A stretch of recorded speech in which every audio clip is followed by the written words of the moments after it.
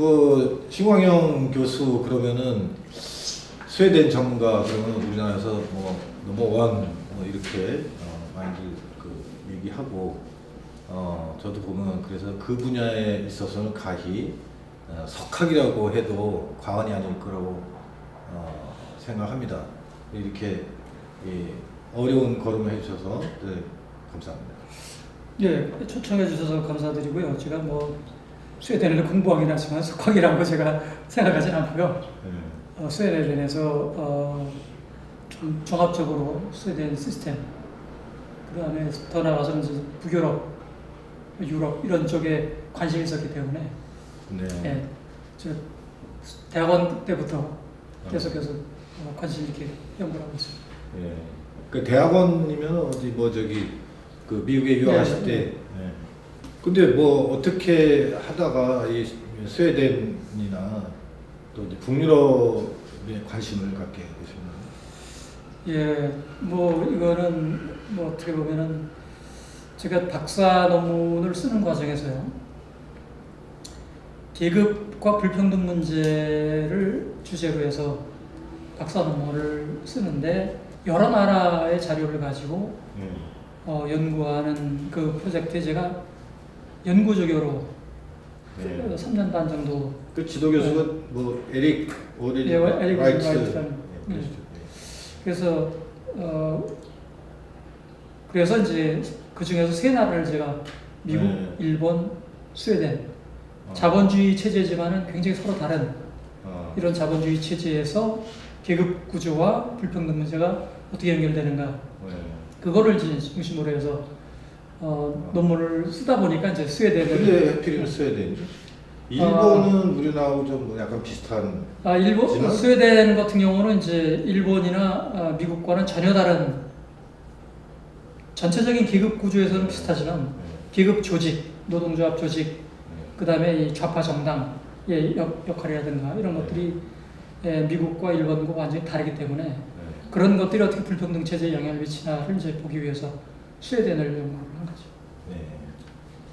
뭐 우리나라에서 스웨덴 하면 사실 굉장히 그 이상적인 그 지구상의 유토피아 중에 뭐 손꼽히는 좋은 나라 이렇게 많이 꼽히고 있고, 그 스웨덴 덕에 북유럽 모델들이 우리나라가 나아가야 될, 지향해야 될 어떤 이상적인 발전의 방향 이렇게들 많이 얘기하고 그러지 않습니까? 기본적으로 거기도 뭐 살인도 있고, 자살도 있고, 네. 차별도 있고, 또 연예 사회처럼 여러 가지 이 부정적인 어두운 부분도 있고요. 단지 그 정도가 다른 사회에 비해서 미국이나 뭐 영국이나 뭐 한국 이런 사회에 비해서는 훨씬 더 적다는 의미에서 나름대로는 뭐 중요한 사회 제도라고 볼 수가 있겠죠. 그 뭔가요? 그 국민 행복 지수인가요? 네. 그래서 그게 이제 우리가 보통 많은 복지 전문 하시는 분들이 복지를 한마디로 얘기하면 행복이다 이렇게들 많이 얘기하시는데, 그런 의미에서 이제 세계 여러 나라들의 이제 행복 지수를 비교한다는 것은 의미가 꽤 있는 것 같아요. 그런데 스웨덴이 아마 국제 행복 지수 이렇게 그 평가한 것들을 보면 뭐 5등 안에는 항상 들지 않습니까? 그렇죠. 북유럽 나라들이 뭐 대체적으로 다 그렇게 되고요. 그러니까 뭐 행복하다는 거는 편안하다는 거거든요. 불안하지 않은 거. 그 자기의 삶과 미래에 대해서 나름대로 걱정이 없다는 거. 그 다음에 자기 이웃이나 이 국가기관에 대해서 신뢰한다는 거. 그러니까 사실 여러 가지가 같이 가는 거죠. 한 가지만 뭐 하나가 있어서 행복해지는 건 아니고 여러 가지가 사회 제도적으로 또 이웃과 이 커뮤니티 내에서, 그 다음에 이 여러 가지 국가 기구와 관련해서, 권력과 관련해서 사람들이 상당히 신뢰하고 믿고 또 투명하고 그런 것들이 있기 때문에 사람들은 걱정이 없다는 거죠.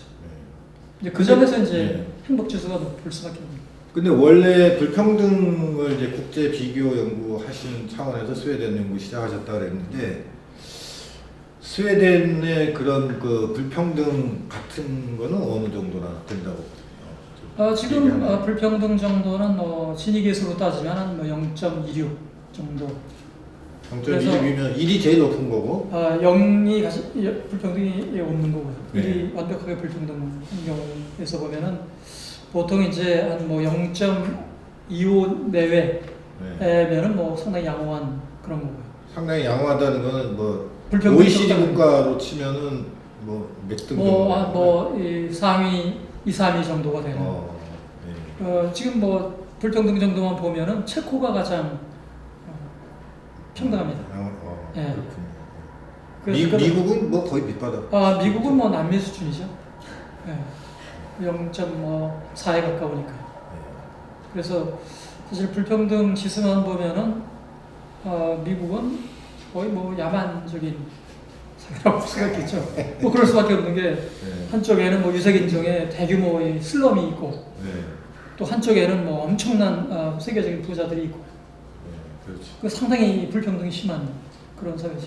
이제 이 소득계층을 따질 때 1%의 소득 상위 계층 1%가 차지하는 그 비율이 세계에서 미국이 제일 높다고 그러더라고요. 그래서 그래서 이제 미국은 승자가 모든 걸 독점하는 독식하는 승자 독식 사회라고 보통 얘기를 하는 이유가 이제 그런 거죠. 1%가 거의 40% 정도를 갖는 이런 사회.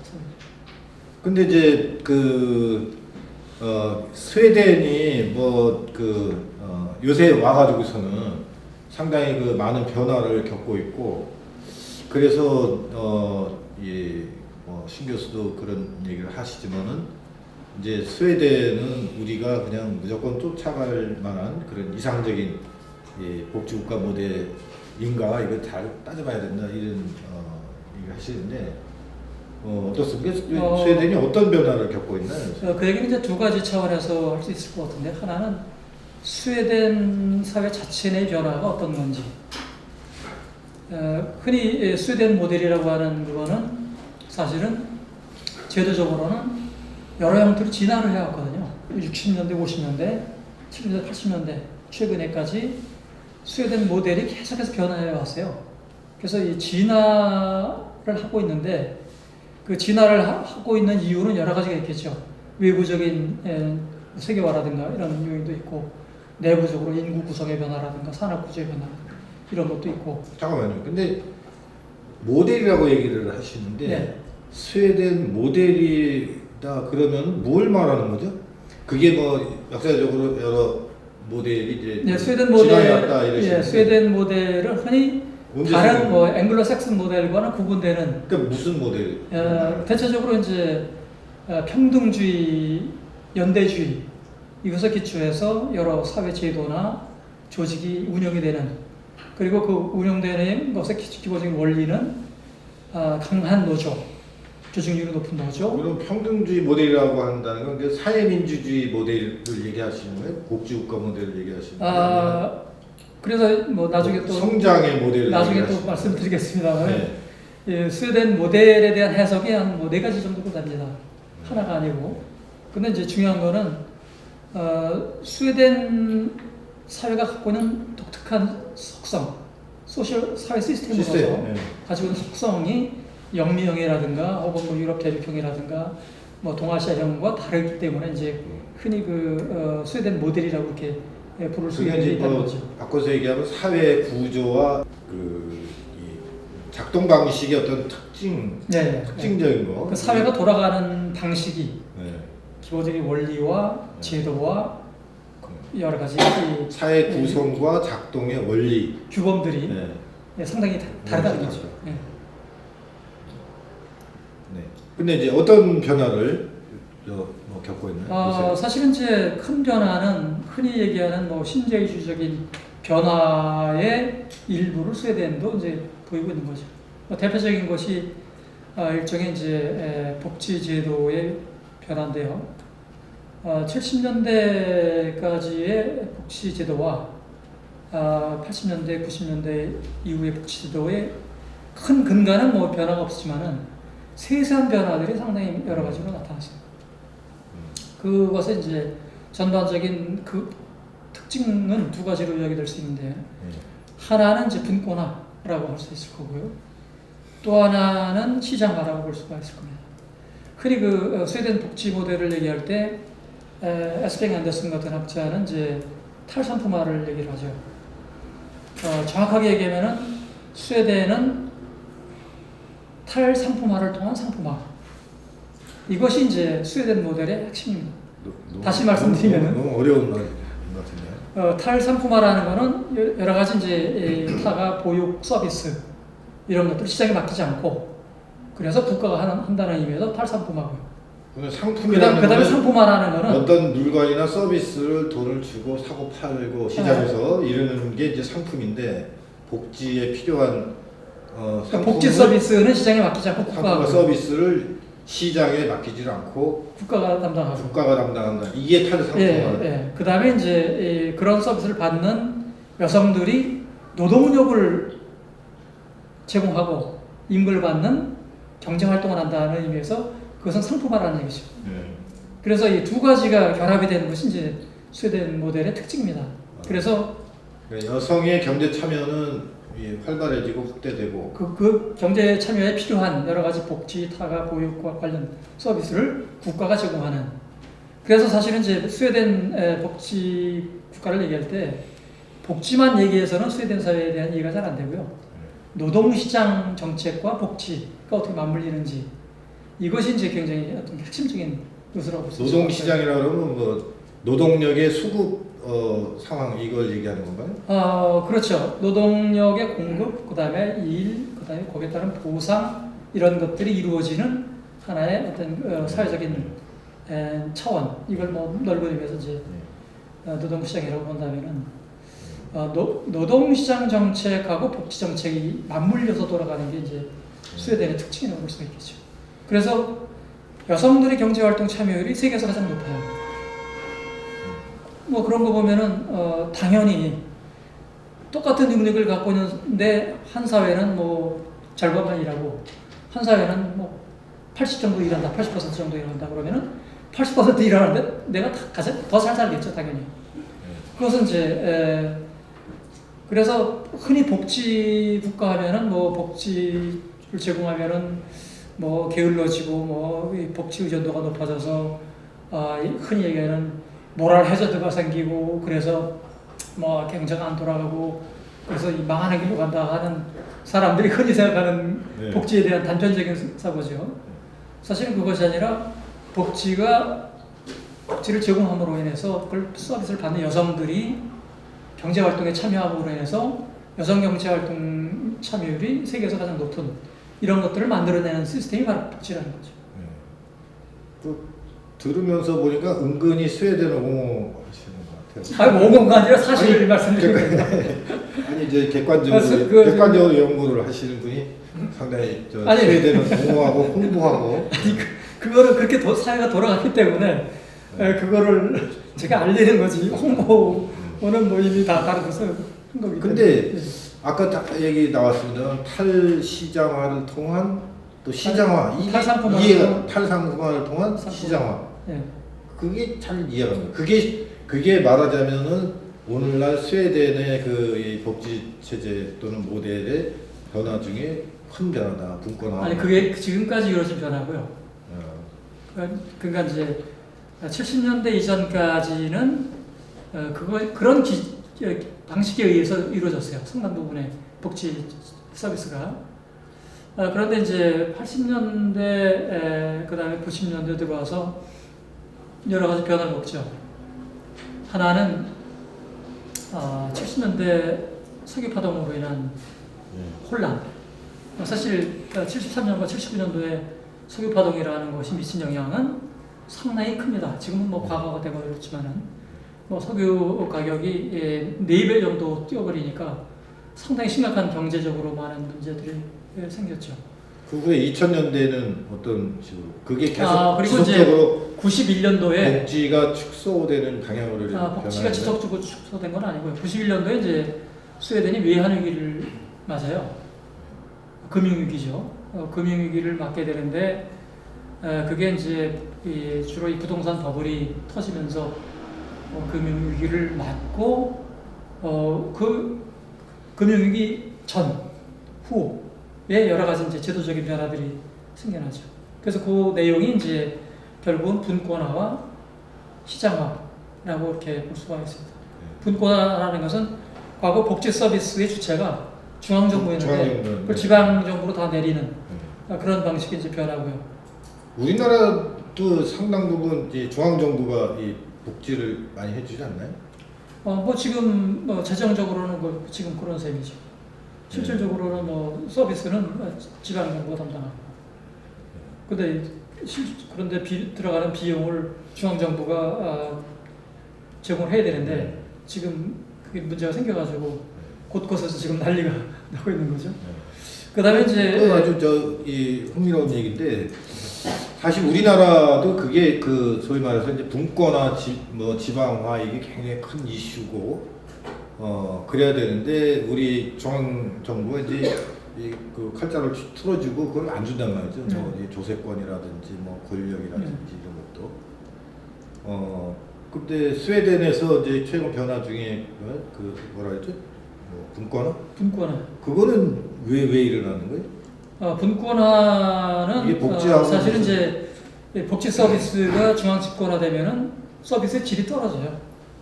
그때 반응을 해서 복지 서비스가 제공해야 되는데 필요한 사람한테.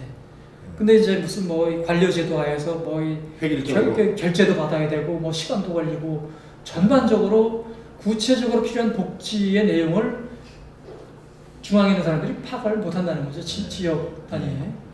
그래서 지역 단위에서 필요한 복지 서비스를 지역 수준에서 행정을 통해서 그것을 제공해야 되는데 그게 안 되기 때문에 이제 그런 것들이 문제로 많은 사람이 불만으로. 우리나라도 상당한 부분들은 지역 복지 이렇게 이런 개념으로 해서 그 지역 단위에서 이제 그 수요자들 파악을 하고 또 이제 공급을 하고 이런 걸 또 상당히 많이 하고 그러거든요. 이제 그런 차원에서 보면은 뭐 우리나라는 어느 정도 하고 있는데 스웨덴은 이제 뒤늦게 이걸 하는 거 아니에요? 뒤늦게 한 것이 아니고 이제 주로 80년대 말 90년대 들어서 이제 이런 변화들이 이루어진 거죠. 우리보다 뭐 20년 이상 빠른 거죠. 그쪽에서. 근데 이제 지금 말씀하시는 거 보면은 뭐 상당히 긍정적인 방향의 변화인 것처럼 이렇게 보이는데, 근데 뭐 이제 스웨덴 복지국가가 상당히 후퇴하고 있다 그런 거 아닌가요? 복지국가가 후퇴하는 건 아니고요. 네. 아까 얘기했잖아요. 복지국가가 조정이 된다. 몸뚱아리는 옛날 그대로지만 부분적으로 변화를 하고 있다. 그게 이제 조정 과정이라고 볼 수가 있겠죠. 이제 뭐 대표적으로 이 노인 간병 문제인데요. 전통적으로 노인들이 이제 나이가 들어서 문제가 생기면은 시설에 들어가요. 이제 국가가 중앙 정부가 관장하는 시설에 이제 들어가게 되는데 이것이 이제 분권에서 지방 정부가 담당하게 되고 그 다음에 이제 또 한 가지는 그 자기 선택에 의해서 시설에 들어가거나 자기 집에서 간병 서비스를 받는 그런 선택의 폭을 넓힌 거예요. 어떻게 보면 이제 중앙 국가가 모든 걸 담당하는 그런 시스템에서 이제는 다 바뀐 거죠, 그게. 근데 이제 간병 서비스를 제공하는 사람들이 민간 부분에 위탁을 받아가지고 어느 정도 이 영리를 추구하는 그런 조직들이 개입돼서 뭐 다양한 뭐 교회도 개입이 되고 그냥 순수하게 민간 업체도 개입하고 그다음에 협동조합도 개입하고 하는 방식으로 해서 이게 상당히 이제 그런 점에서 시장화라는 거죠. 국가가 전적으로 담당하는 것이 아니라 이제 그런 변화들이 이제 생기는 그런 것들이 이제 나타났고 또 이 학교 같은 경우도 전형적으로 이제 우리나라와는 다르게 교육을 복지 서비스로 생각을 하거든요. 교육이야말로 가장 중요한 복지의 한 부분이라고 생각하는데 거기에 이제 그 전에는 공립학교밖에 없었죠. 그런데 사립학교를 허용하였어요. 중고등학교 수준에서. 그 대신에 이제 커리큘럼이나 이런 건 다 똑같고, 그 대신에 민간업자들이 어떤 그 종교단체건 어떤 단체든 사립학교를 만들어서 자립형 사립학교. 그리고 재정을 네. 정부로부터 받고 그다음에 이제 등록금도 받을 수 있는 이런 방식의 변화가 생겼다는 거죠. 네. 그런 거는 이제 고등교육은 어떻게 되고 있어요? 고등교육도 거기는 무상 고등교육은 대학에 등록금 대학 없고 등록금이 없죠. 외국 유학생들한테도 예, 외국 등록금 유학생들도 등록금이 없었는데요. 받고. 네. 재작년부터 등록금을 받기 시작했어요. 네. 보수당 정권이 들어와서 아, 2006년도에 이제 보수당 정권을 바뀌었는데. 거긴 보수당 이름이 뭐예요? 그냥 뭐 우리 식으로 얘기하면은 이 중도당이에요. 중도당. 모데라트라라고 중도적인 당인데 이 보수당이죠 거기서는. 네. 그래도 등록금 받아봐야 뭐 그렇게 우리나라처럼 뭐 400만 원, 500만 원 받지 그런 건 않아요. 아니고. 네. 얼마 정도 받는지 보세요. 구체적인 액수는 제가 그걸 모르고요. 네. 왜냐하면 전통적으로는 등록금이 없었기 때문에. 그게 이제 스웨덴 우리 같은 이제 사람들이 볼 때는 스웨덴 복지국가 모델이 이제 뭐 세계화 신자유주의 이런 뭐 영향 때문에 여러 가지 이제 후퇴하고 변화해가지고 이제 스웨덴은 더 이상 우리가 이상적으로 이렇게 추구해야 될 나라여서 이제 아웃이다. 또 그거 아니다. 뭐 이런 뉘앙스인 것 같은데 그런 얘기가 많이 나옵니까? 그런 얘기가 정치학에서도 나오고 뭐 여러 곳에서 나오죠. 그래서 분명히 이제 확실한 거는 50년대, 60년대 스웨덴의 여러 가지 제도를 가능케 했던 조건들 가운데 상당히 큰 변화가 있어요. 그러니까 50년대, 60년대 스웨덴 모델이 황금기. 그렇죠. 네. 대표적인 것이 이제 EU 가입이죠. EU에 가입하면서 EU에서는 EU 회원국들의 요구하는 여러 가지 재정 기준, 여러 가지 것들이 있어요. 그런 것들을 따를 수밖에 없는 새로운 변화가 생긴 거죠. 과거에는 독자적으로 모든 걸 했는데 네. 이제는 이제 EU 멤버 회원국들의 기본적인 요구 사항을 여러 가지 이제 재정 운영 방식이라든가 이런 것들이 그런 기준을 따라야 되기 때문에 그것이 이제 새로운 제약으로 등장한 거죠. 그 다음에 이제 또 한 가지는 스웨덴이 주로 수출해서 먹고 사는 나라인데요. 네. 수출을 해서 먹고 사는데 과거에는 우리나라랑 비슷하네. 맞습니다. 과거에는 주로 이제 이 하이텍 중심의 그리고 이제 고도의 숙련된 노동력을 지니고 있기 때문에 그런 것들이 굉장히 큰 힘을 발휘했는데 이제는 하이텍이 바로 저임금 노동자와 결합될 수 있는 환경이 만들어졌다는 거죠. 대표적인 중국이 부상이죠. 네. 그럼 최첨단 조립 뭐 이런 것들을 이제 기술 안 가진 사람들도 할 수 있으니까. 그렇죠. 그럼 IT 산업이 대체적으로 뭐 그런 거죠.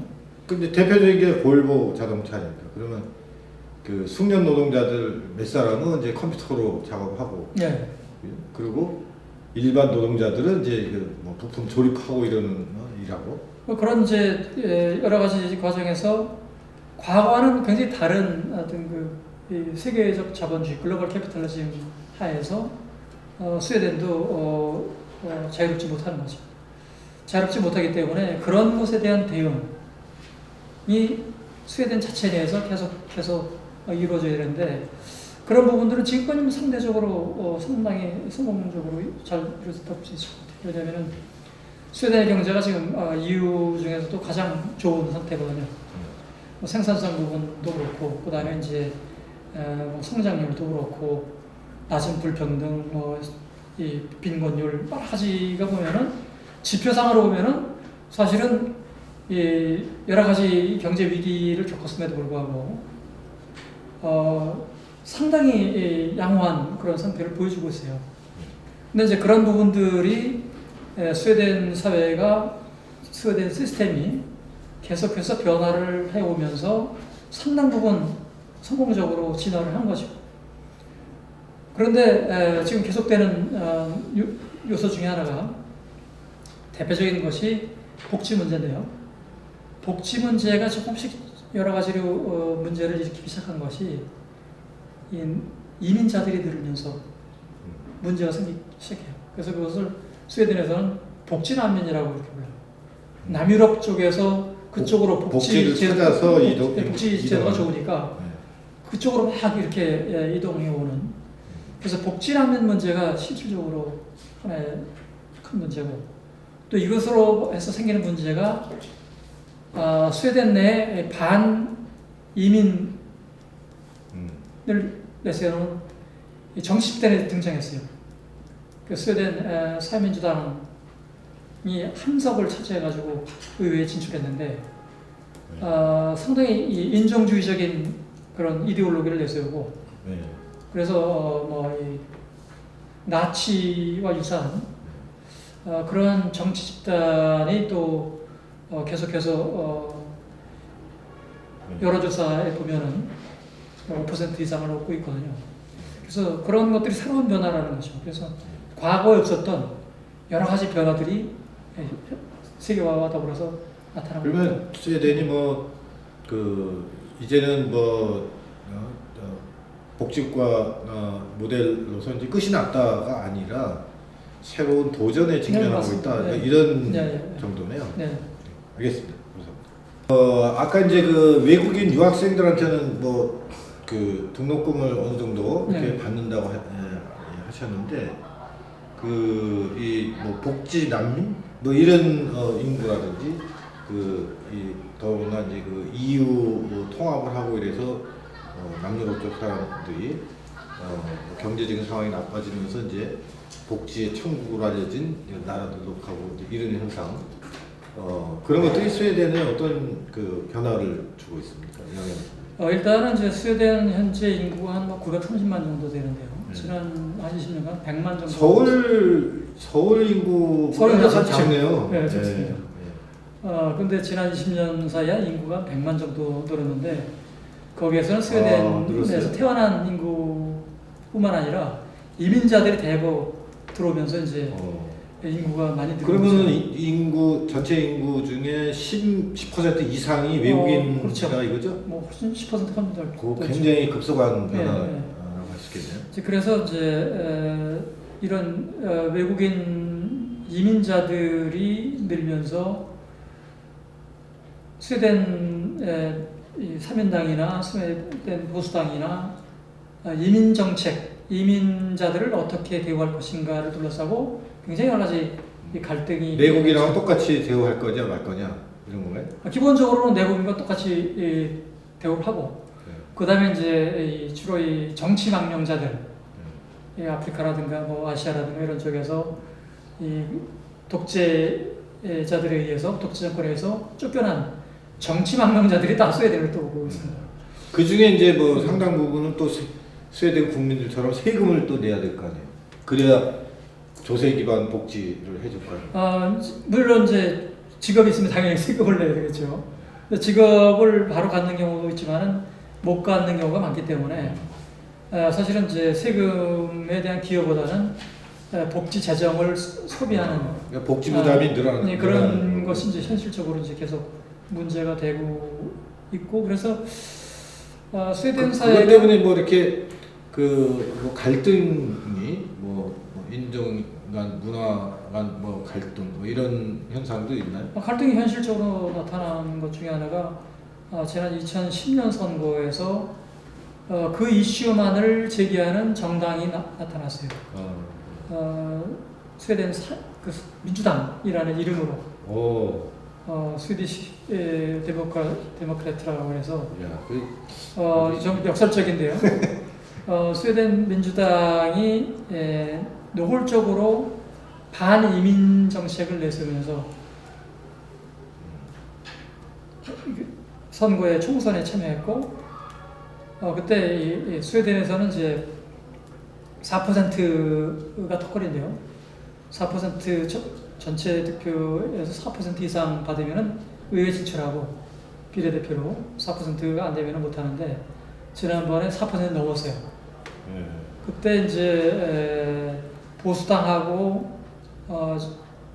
보수당 쪽에 4개 정당, 기독교 민주당, 보수당, 자유당 뭐 이렇게 해가지고 중앙당에서 그다음에 이제 주로 진보 블록이라고 하는 사민당, 녹색당, 그다음에 좌파당, 좌익당이라고 하는 그런 세 정당들이 다 올해는 저 당하고는 관계를 하지 않겠다. 선거 전에 그런 선언을 했어요. 그럼에도 불구하고 4% 이상을 얻어서 위에 진출했어요. 보면은 그런 현상이 이제 선진 공업 국가들에는 일반적으로 많이 있고 미국도 그렇지 않습니까? 일본도 그렇고 미국도 그렇고. 그런데 이제 우리나라 같은 경우 보면은 이 반외국인주의 같은 게 별로 안 나오거든요. 그래서 상당히 다행이라고 생각하고. 우리나라도 지금 뭐 정치인들 가운데 지난번 여러 가지 2008년도 경제적으로 어려울 때 외국인들이 내국인 일자리를 차지하고 있다, 쫓아내야 된다, 라고 그렇게 얘기한 정치인도 있죠.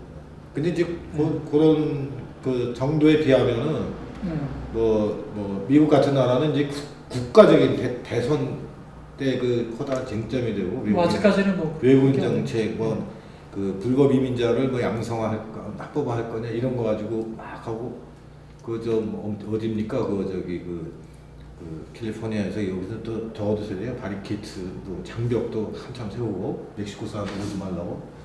근데 그런 거에 비하면은 우리나라는 상당히 그 점에서 잘하고 있는 거 아닌가요? 우리나라도 사실 이제 안산 같은 이런 지역에서는 상당히 심각합니다. 네, 그렇죠. 범죄 이런 거. 일단 뭐 외국인에 대한 여러 가지 편견, 범죄를 많이 저지른다. 그 다음에 이제 무슨 지저분하다, 온갖 그런 것들 가지고 인터넷상에서 보면은 굉장히 험한 얘기들이 많이 나와요. 그래서 우리나라가 오히려 인종 편견은 심한 것이 아닌가. 그럴 정도로 아직 무슨 집단적으로 정치적으로 가시화되지는 않았지만 그렇죠. 그게 상당 부분 생활 세계 속에서는 이제 네. 그런 게 많고 외국인보다 이제 책장 들고 벌쓰게 만들고 옛날 초창기 때부터 이제 그랬는데 자 근데 어쨌든 지금 이제 그런 현상들은 이제 아까 EU 통합 얘기를 하셨는데 그게 이제 국제 간에 이제 이 노동력 이동이라든지 이런 것들이 상당히 활발해지고 흔히 세계화라고 하는 이런 현상하고 관련이 많은 거 아닌가요? 사실은 이제 스웨덴 입장에서 보면 세계화는 유럽화죠. 하고 이제 정치적으로 전 세계의 유럽화. 그러니까 이 유러피아나이제이션이라고 그래서 EU가 만들어지는 것.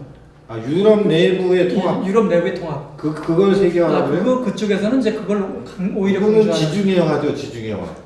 그래서 유럽의 그 중심은 지중해. 네, 스웨덴 같은 경우 스웨덴이 세계 이런 걸로 나간다는 것이 아니라 유럽의 일원으로 되고 유럽의 커뮤니티의 하나가 되면서 유럽 통합의 일원이 되는. 스웨덴에서는 다르게 보고 있네요. 독일이나 영국이나 이런 데서는 그 세계화 글로벌라이제이션 그러면은 유럽을 넘어서 중국이나 남미나 1차적으로는 이런 데로 이제 진출하는 거. 왜냐면은 스웨덴 같은 경우는 이렇게 제국주의를 경험하지 않았기 때문에 프랑스라든가 영국이라든가 이런 제국주의를 경험한 나라들은 제국주의를 경험한 게 아니라 제국주의 한 나라들이죠. 네. 그런 나라들은 이제 그런 한 나라 그러니까 한 나라당 이름하고 비슷하네. 제국주의 한 나라니까. 그래서 스웨덴은 북유럽은 스스로를 주변적인 국가라고 생각을 해요. 그 사람들의 유럽의 주변이다.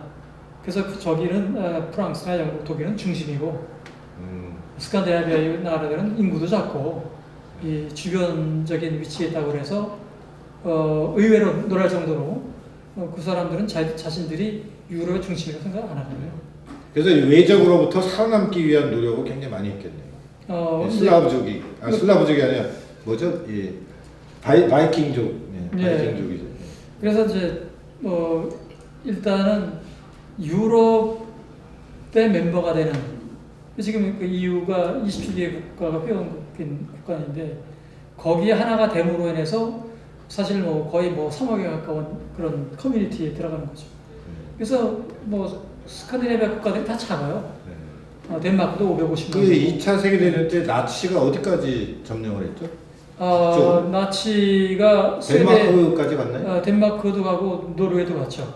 스웨덴은 스웨덴은 나치의 길을 터져가지고 참여는 안 했지만은 약간의 이 방조를 한 그런 것으로 많이 비난을 또 받기도 해요. 그래서 이제 그런 것 때문에 내라는 뭐 방조 이렇게 비슷한 거예요. 그래서 스웨덴이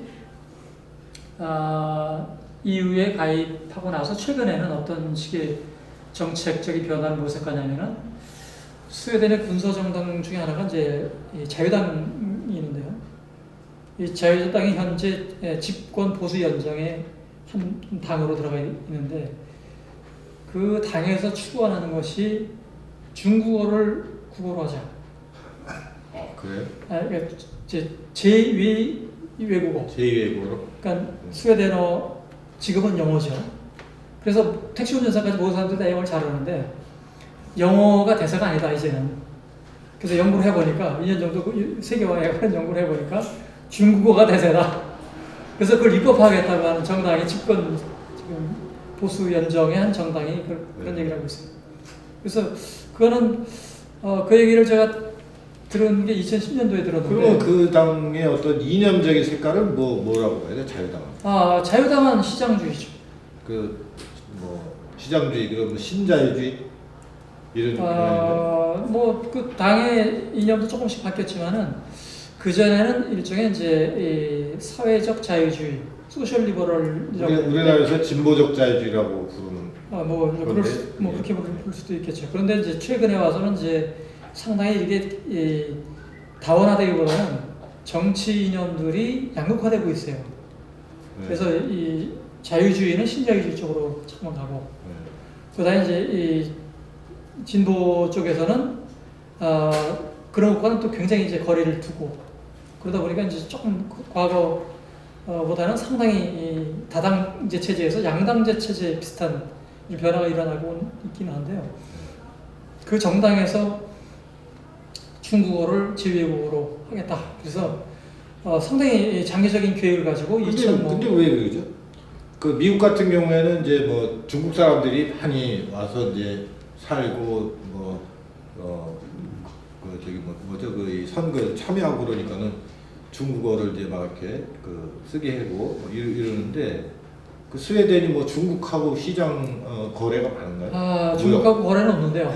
근데 앞으로의 세계가 중국 중심의 경제가 될 것이다 라고 판단하고 장기적으로 그렇게 지금 그걸 하고 있는 거죠.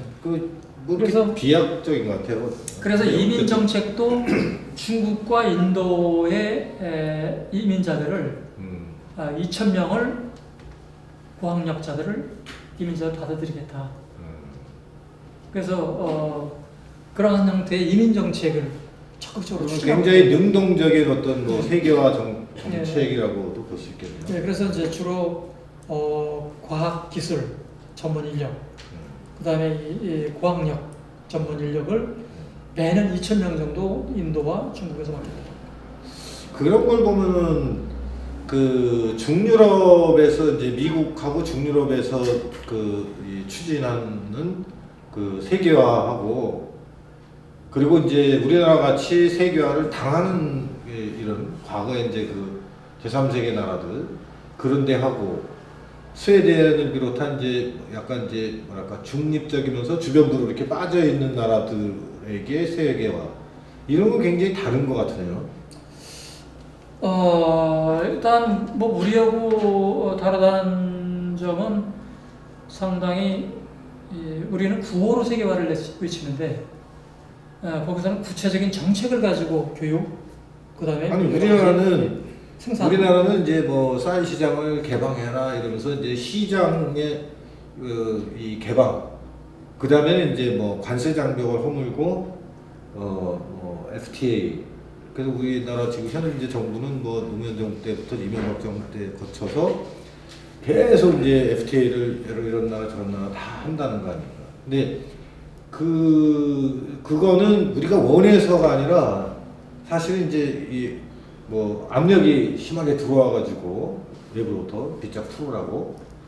그래서 보호무역 정책이 이렇게 후퇴하면서 이게 풀고 김대중 정부 때 IMF 사태 나면서 확 풀고 그렇게 간 걸로 이해를 하는데. 스웨덴은 이제 금융시장 개방은 80년대에 이루어졌거든요. 그래서 이미 근데 스웨덴 같은 경우는 뭐 외부로부터의 압력에 못 이겨가지고. 그건 아니고요. 주로 이제 상당히 내부적인 여러 가지 논쟁과 동력에 의해서 여러 가지 정책들이 많이 이루어졌고 80년대 이루어진 정책이 사실은 이제 상당히 혼란스러워서 91년도에 금융위기도 이제 그것의 하나의 결과로 이렇게 얘기가 되기도 해요.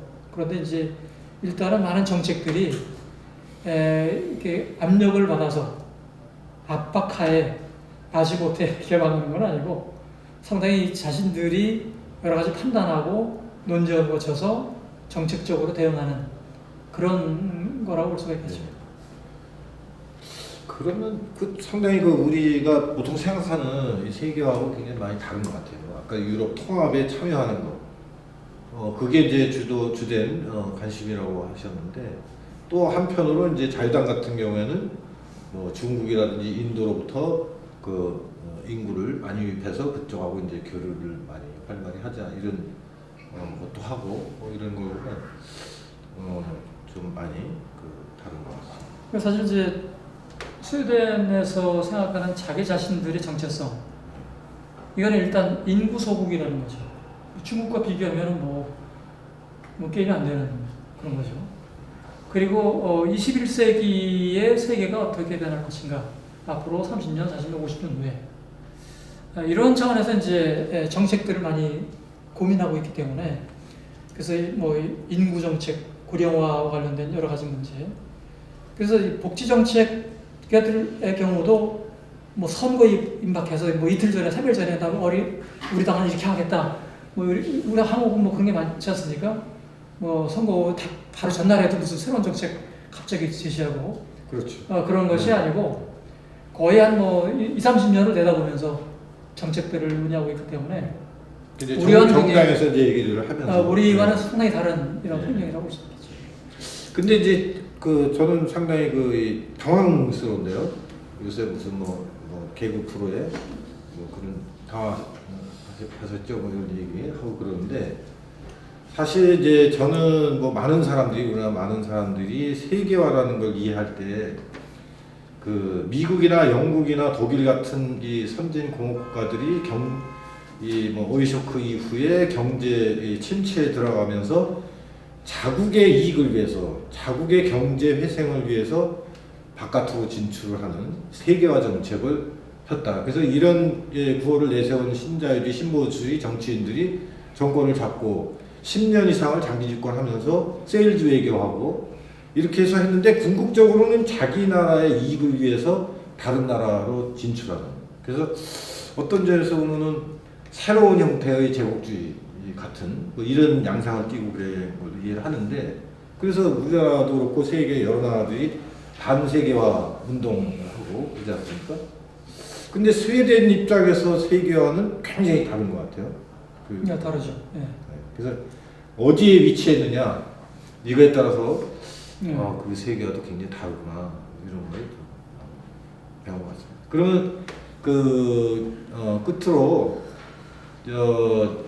아까 이제 처음에 저희가 얘기를 나눴습니다만, 이 우리나라는 지금 이제 한편으로는 이제 세계화 이런 현상 때문에 또 이제 마찬가지로 스웨덴처럼 이제 여러 가지 변화를 겪어왔고, 뭐 외국인 비율도 높고 뭐 저출산 고령화 현상에다가 여러 가지 변화도 있고 성장도 많이 하고 세계 진출도 많이 하고, 그러면서 또 한편으로는 이제 복지를 해야 된다. 그래서 지금 뭐 정부 차원에서도 이 복지를 확대하겠다. 이래가지고서는 복지 재정을 이제 마련하는 것이 지금 범사회적으로 이슈가 되고 그러는데, 아마도 이제 뭐 국민 여론조사를 해보면은 우리가 나아가야 될 방향은 뭐 지금보다는 나은 복지국가다 이렇게 다들 대답을 할 거고, 그러면 어느 방향으로 갈 거냐?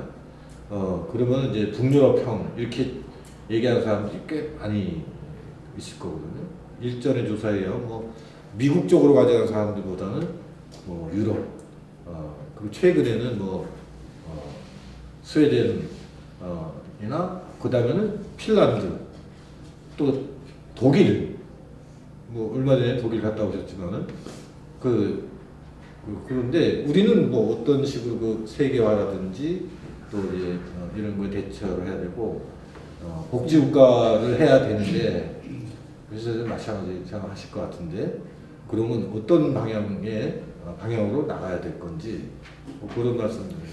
예, 사실 이제 스웨덴 복지국가가 여러 가지 점에서 다른 어떤 나라보다도 여러 가지 질적인 차원에서도 그렇고 규모 면에서도 그렇고 상당히 앞서가는 건데 사실은 그거는 굉장히 독특한 정치적인 조건에서 만들어진 거거든요.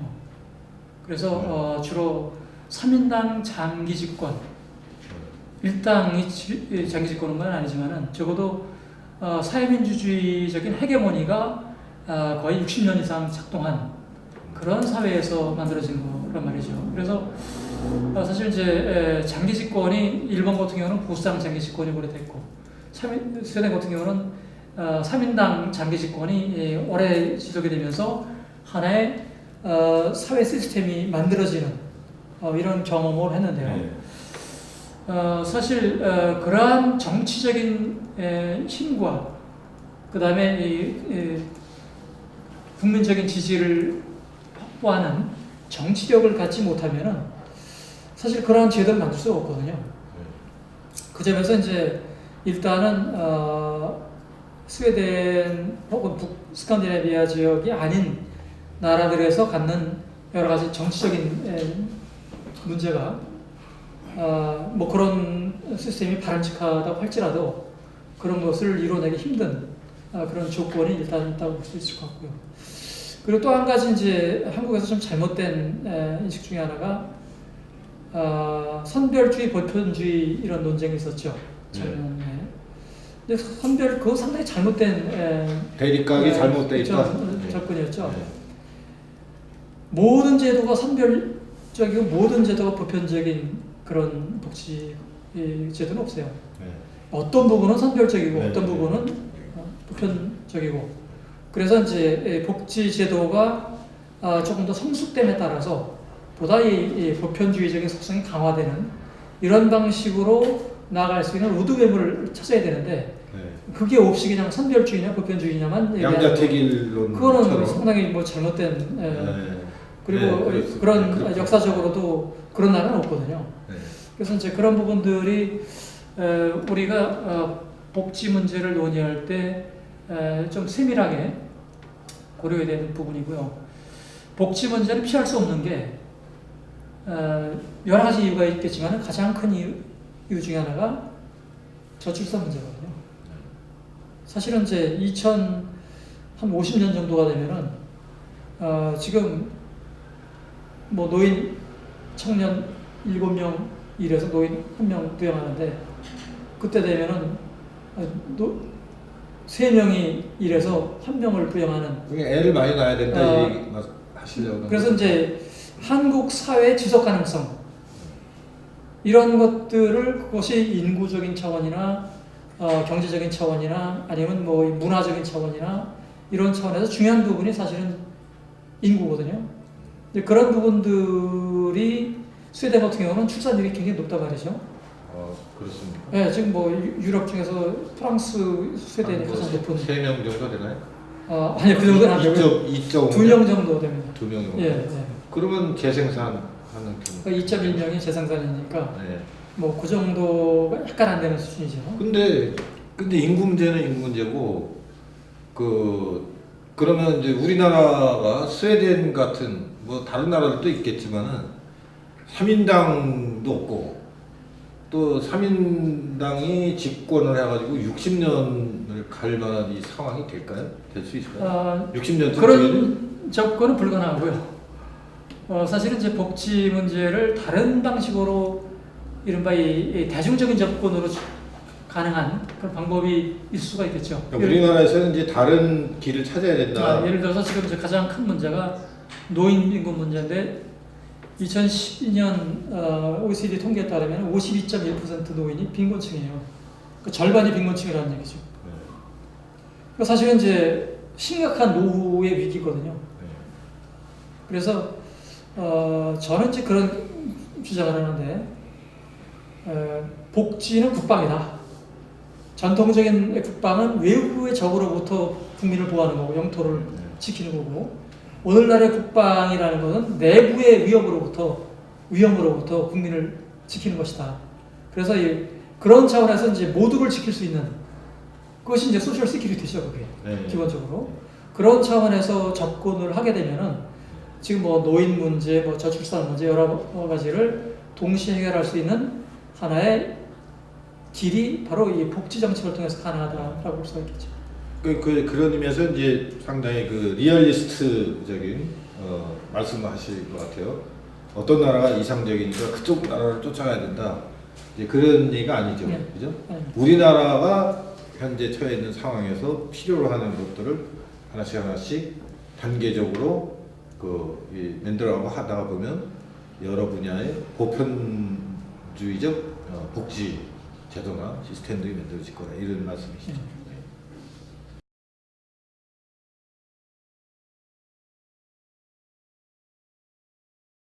아까 그저 얘기하실 때 그 스웨덴의 그 진위 계수가 굉장히 양호하다고 얘기하셨는데 이제 그게 그 세금을 걷어가지고 그 복지를 했을 때 그때 이제 좋다는 건 다 알겠는데 이제 그 이전에 말하자면 시장에서 이제 소득이 분배되는데 그런 경우에도 이제 보면은 그 스웨덴 데이터를 보면은 뭐 다른 선진국이랑 비슷한 것처럼 보이거든요.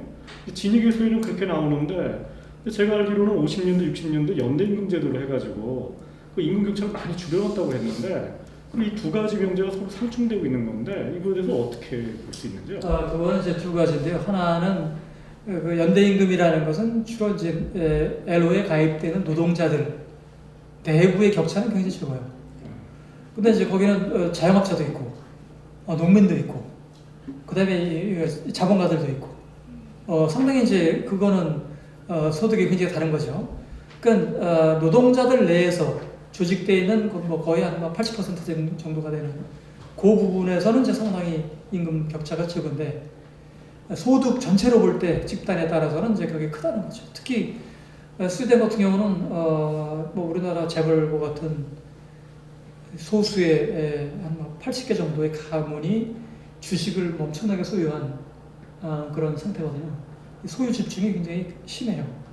단지 그런 집단이 우리나라처럼 무슨 뭐 정치를 좌우하고 그런 것이 아니고 상당히 특히 그 발렌베리 같은 사람들은 3인당 정책에 굉장히 동조하는 그런 것이기 때문에 우리나라의 이 재벌들과는 좀 다르죠. 정경 분리가 많이 잘 돼. 그럼에도 불구하고 이제 거기는 그런 문제를 조세를 통해서 상당히 이 높은 담세율을 가지고 그걸 조정하다 보니까 조세 전과 조세 후의 불평등이 크게 차이가 나는 그런 특징이 있죠. 당이 그 90년대 초반인가 80년대 말부터 그 조세 개혁을 하지 않습니까? 그래서 최고 세율을 한 50% 정도로 내리고 그와 동시에 그 연금 개혁을 해가지고 이제 그 약간 좀 왜 어떤 식으로 바꿨는지 모르겠던데 그게 이제 최고 세율을 낮췄고 그다음에 연금 개혁을 하는 과정에서 그게 그런 경우에도 뭔가 이게 복지국가가 후퇴하고 그다음에 부자 증세를 후퇴하고 이런 것이 아니고 기존의 그 시스템을 좀 더 효율화시킨다고 하는 그런 긍정적인 걸로 해석을 할 수가 있나요? 예, 사실은 이제 조세 제도 개혁의 핵심은 기존에 이제 신자유주의 조세 개혁은 주로 부자 감세 형태인데 거기는 더 혜택을 본 것이 소득이 낮은 계층이에요. 실질적으로 그래서 이제 뭐 사실 그런 것에 대한 뭐 저항도 없고 물론 이제 기업세 같은 경우를 대폭 낮췄기 때문에 그런 부분은 이제 기업 배출 활성화, 경제 활성화, 기업 활동의 활성화를 위해서 한 것이고, 그래서 전체적으로 조세 개혁을 통해서 세금 수입이 늘어나는 그런 결과를 가져와서 이제 사민당 집권 시에 90년대 거의 뭐 정부 그 전체 GDP보다 높았던 정부 부채를 거의 0%로 만들었죠. 그래서 뭐 그런 부분에서 상당히 성공적인 그런 부분인데, 그것도 뭐 이제 그 비판하는 입장에서는 주로 부가가치세율을 높였거든요. 그러다 보니까 이제 일반 사람들에게 뭐 그걸 돌리는 거 아니냐, 그런 뭐 비판도 있는데, 일단 조세에 대한 국민적인 지지가 있어요. 상당히 높은 국민적인 지지가 있고, 보수당이 레인펠트 보수당 당수가 선거에 나왔을 때 내세운 재밌는 주장이, 캠페인이, 스웨덴이 유럽 국가 중에서 가장 담세율을 넣기 때문에 자기는 약간만 낮춰서 덴마크보다는 낮게 만들겠다, 이런 주장을 했어요. 그래서 2%고 59% 정도가 되는데 한 57% 정도로 줄였어요. 집권하고 나서. 그래서 조세 부분에 대해서는 상당 부분의 컨센서스가 있어요. 역설적으로 담세율이 낮은 나라에서는 조세장이 강하고요, 담세율이 높은 나라에서는 조세장이 없어요. 이게 굉장히 역설적이에요. 뭐 아까 그 사회서비스 말씀하시면서 이제 분권화 시장화에 대해서 말씀하셨었는데요. 그러니까 제가 우리나라랑 스웨덴이랑 이렇게 그 사회서비스와 관련해서 이렇게 비교를 이렇게 해보면, 우리나라는 서비스를 전달하는 체계가 민간에서 이렇게 작동을 하게 되면 각 서비스 주체에 따라서 상당히 많은 뭐 질적 차이 같은 것들이 나타납니다. 그다음에 그 질적 차이가 또 다시 이제 비용에, 개인이 부담해야 되는 비용의 차이가 나타나거든요. 뭐 저도 애를 어린이집에 보내고 있습니다만 한 달에 한 5만 원쯤 내는데, 다른 집은 이제 어린이집 딴 집 보내면 10만 원 내고, 아예 영어학원 보내는 집은 한 4, 50만 원씩 내고. 근데 이제 말씀하신 거 들어보면 스웨덴은 이제 뭐 분권화되고 사회 서비스가 시장화되고, 그러니까 민간 주체가 서비스 전달을 하더라도 이런 식의 어떤 뭐라 그래야 되나, 차이랄까, 차별이랄까, 이런 것들은 있지 않는 것 같거든요. 네, 그거를 못 하게 돼 있어요. 그래서 사실 이제 공립 유치원이나 사립 유치원이나 유치원 비용이 똑같아요. 그리고 그것이 이제 정부 기관의 통제를 받거든요. 여러 가지 시설이라든가, 그다음에 이 보육교사의 수준이라든가, 이런 것에 대한 여러 가지 커리큘럼의 내용까지 통제를 받고 있기 때문에, 사실은 이제 그 공급 주체가 민간이라는 것뿐이지, 그게 우리나라처럼 무슨 뭐 거기서 뭐 다른 걸 가르쳐서 뭐 몇십 배 이렇게 비용을 받고 하는 그런 걸 못하게 돼 있죠. 그런 점에서는 이제 우리나라와 비교하면 시장화라는 실제적인 의미는 상당히 약하죠. 단지 국가가 그런 서비스를 제공하는 것이 아니라 서비스 주체가 민간인이라는 것. 추가적으로 말씀드리면, 그게 어떻게 가능했을까에 대한 또 궁금증도 있거든요. 그러니까 우리나라 같으면 어린이집, 춘천도 그렇습니다만 어린이집이 이렇게 그 국가나 뭐 공공기관에서 운영하는 어린이집이 버스를 쓰고 싶어도 민간 어린이집에서 반대해서 막 못 쓰고 그럴 정도로, 뭐 춘천은 애가 많지 않으니까 특히 더 그런 문제가 좀 민감한데요. 그래서 어린이집을 뭐 어디 공공 어린이집 하나 더 만든다, 그러면 이제 주변에 민간 어린이집에서 또 들고 일어나서 또 열지 못하는, 아마 서울도 그런 문제가 분명히 있을 거라고 생각하거든요. 그래서 근데 어떻게 스웨덴은 이제 그런 그 시장에서 이윤을 보는 사람들의 그 이해관계를 조절할 수 있었을까? 그런 부분들이 오히려 좀 우리가 좀 관심 가져야 되지 않을까 하는 생각이 좀 듭니다. 그 부분은 사실은 이제 조금 더 복잡한 문제죠. 왜냐하면 이 초기적인 조건에서 사람들의 의식, 가치관, 이데올로기, 이런 것들이 초기에 어떻게 만들어지냐에 따라서 그 이후에 여러 가지 변화들이 상당히 달라지거든요.